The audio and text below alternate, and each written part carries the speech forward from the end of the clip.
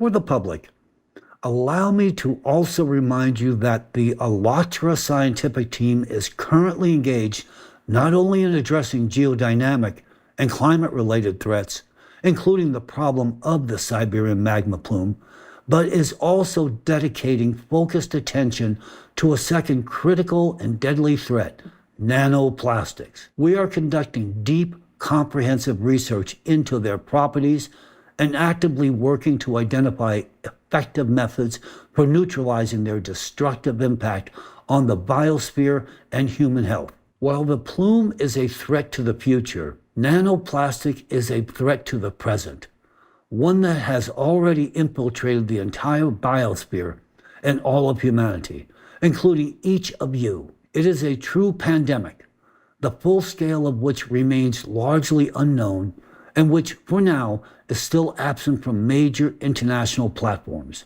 despite the fact that nanoplastic has already become the #1 killer. Nanoplastic penetrates everywhere, into brain cells, neurons, blood, organs, the placenta, and even embryos. It is already inside children still in the womb. These are facts documented in dozens of scientific studies, many of which emerge in part thanks to the momentum created by our research and warnings. Just look at these images. They show the brain of a bee, with illuminated areas highlighting the presence of nanoplastic. It is killing the bee from within, inducing a form of dementia, causing it to forget where its hive is, what its role is, and where or why it was even flying. Now tell me, have you noticed similar symptoms in yourself? Forgetting why you walked into a room, mixing up words, struggling to recall someone's name,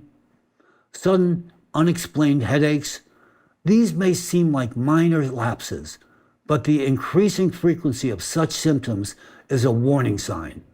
Nanoplastic in your brain tissue is already impairing your cognitive abilities. And by the way, in your brain, it looks exactly like it does in the bee's brain in that image, bringing with it the same destructive consequences. Are you surprised by the sharp rise in reproductive disorders among humans?